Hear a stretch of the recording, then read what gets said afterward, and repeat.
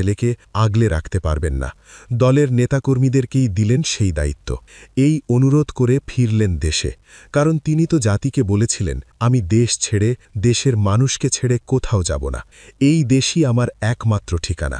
দেশের বাইরে আমার কিছু নেই, কোনো ঠিকানাও নেই।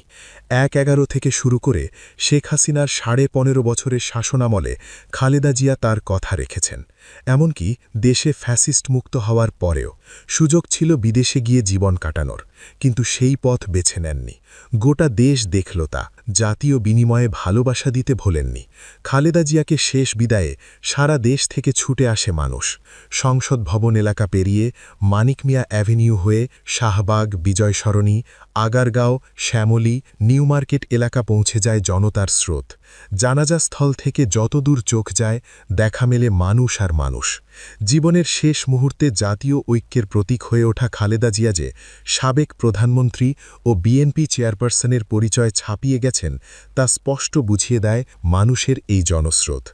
একজন রাজনীতিবিদের জীবন কতটা বর্ণাঢ্য হলে এতটা ভালোবাসা মেলে, তার উত্তর উপস্থিত মানুষের মাঝেই রয়েছে।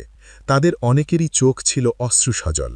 বাংলাদেশের নেতা খালেদা জিয়াকে স্বয়ং প্রকৃতিও বিদায় জানিয়েছে। গেল কয়েকদিনের ঠান্ডা দূর করে মিষ্টি রোদ ওঠে নগরীতে।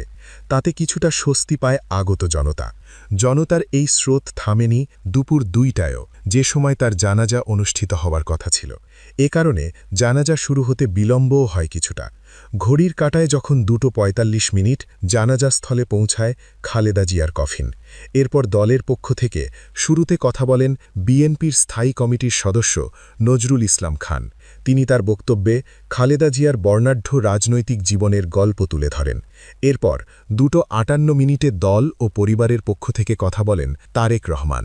মা হারানো তারেক স্বাভাবিকভাবেই ছিলেন আবেগাপ্লুত, শোকে মুহ্যমান। তিনি কোনো ধরনের ভূমিকায় যাননি বক্তৃতায়। স্বজন হারিয়ে বাংলার ৮-১০টি সাধারণ পরিবারের সন্তানের মতোই শোনা গেল তার কণ্ঠ। আমি মরহুমা বেগম খালেদা জিয়ার বড় সন্তান। এখানে উপস্থিত সকল ভাই ও বোনেরা, মরহুমা যদি কারোর কাছ থেকে কোনো ঋণ নিয়ে থাকেন, তাহলে